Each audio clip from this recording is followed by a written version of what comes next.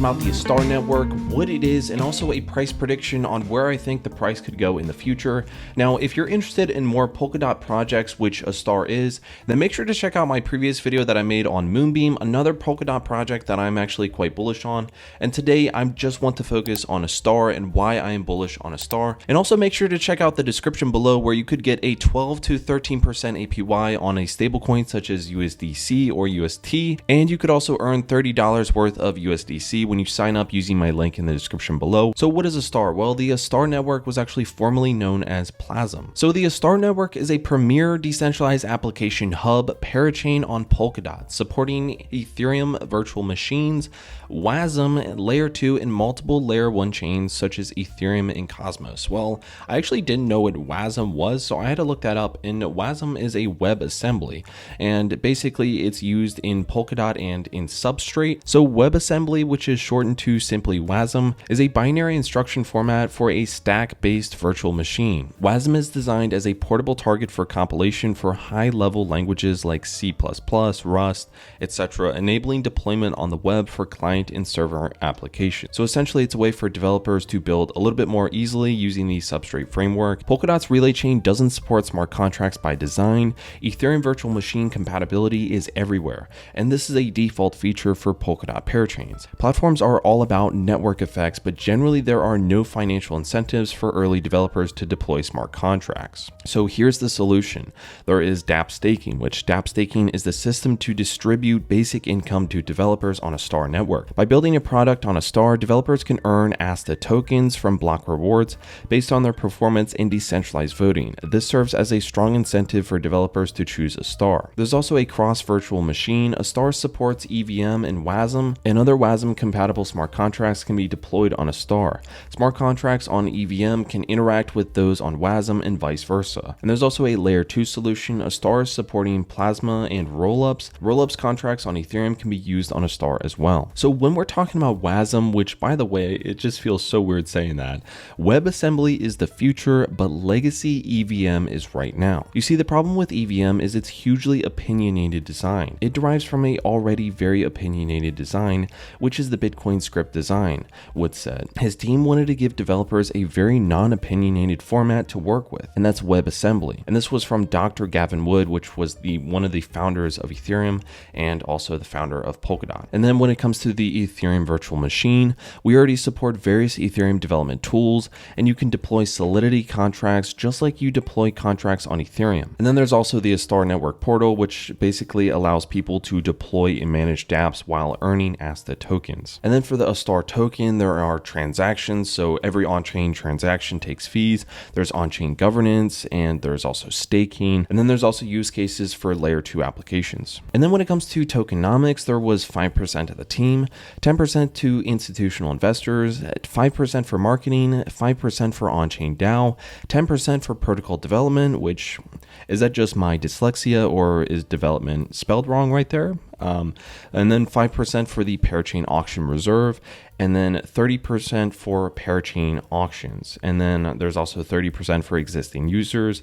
and TBA block, mainly lock drop participants. And then when it comes to the ecosystem, you can see that there are already plenty of infrastructure or DeFi or NFT or parachain or other L1s or investors that are already using the ASTR network. I mean, you can see the likes of Microsoft, Chainlink, Moonstake, Anchor. I mean, there's plenty of the Secret Network, Akala. There's plenty that are already using the ASTR network. Some of the achievements with ASTR is their 7 Web3 grants. ASTR Network's core team has received 7 grants from Web3 Foundation. And then also the first parachain. So ASTR Network is the first Polkadot testnet parachain. Also 150K plus in ETH, total value locked through lock drops. There's 40 plus projects. There's a large community and technical innovations. So when it comes to building on the ASTR network, ASTR network supports both WASM and EVM. So developers can deploy Solidity contracts on ASTR network with existing Ethereum tools such as MetaMask and Remix. In addition to that, they can also deploy Solidity contracts on WASM with Solana. So if we're taking a look at total value locked on a platform like DeFi Llama, you can see here that the total value locked is 663 million. So that's actually quite a lot for such a young project to actually be working with. And you can see here that there is a lot of potential when it comes to ASTR. I mean, you can see that since it pretty much started in February February with total value locked, you can see here that there was only around $1 million then on February 10th, 2022. But you can see just how much the platform has grown from around 1 million in February on February 10th to what it is now of over 660 million right now in total value locked. And then here you can see some of the chains that are using it and how much is being locked in which. And yeah, it's honestly quite impressive. If we're taking a look at the price and the ranking right now, it's ranked at 215 when we're taking a look at market cap and ranking it that way. And it's also priced at 24 cents right now. And you can see here that in the past month, it's actually rallied up quite a lot. And it looks like it's kind of found a floor at around 23 cents to around the 20 cents in that range. It looks like it's kind of found that floor there in the 20 cents range. And yeah, I'm quite bullish on it. And I also want to compare it to a platform like Kava, which I actually made a video about. You can check that out if you want to also stake Kava and receive a 23% APY. And when we're taking a look at Kava and comparing Kava with Astar, you can see here that the total value locked in Kava was around 23 million, and you can see here now that it is at 386 million. So it actually only has $386 million in total value locked. And then when we're taking a look at Astar, you can see that Astar has 663 million, and it is also much younger when we're taking a look at it. And so if you're comparing Kava with Astar, you can see here that Kava is actually ranked at number 97 right now. So Kava, which has less in total value locked in also a longer time that it's been out and available, when we're comparing that with Astar, which Astar has been out for only since February. So if we're comparing it with since the start of February, and it also has a larger total value locked, and Astar is also ranked at 215 right now. That's pretty crazy. It looks like Astar is actually really undervalued, and that's why I'm really bullish on Astar. So let's take a look and see if we compared Astar with the same ranking as of Kava right now and where the price could go if we thought that Astar could beat out Kava when it comes to market cap and ranking it in the 97th spot right now. So let's see if we did that right now. And so after we compare that, I want to leave you guys on something that kind of worries me about Astar, and it's kind of something that I think most people should probably take a look at before possibly investing into Astar. And it might be a worrying case for some people, but in others it might not be. We're going to talk about that in a bit here. So if we compared Astar, we actually put Astar's market cap as of the same as of, for example, Bitcoin, then that would put it at an upside of 1075x, and that would put one Astar token to be worth $249, or an upside, like I said, of 1075x. So quite a lot comparing it from the 20-cent range that it's actually been at right now.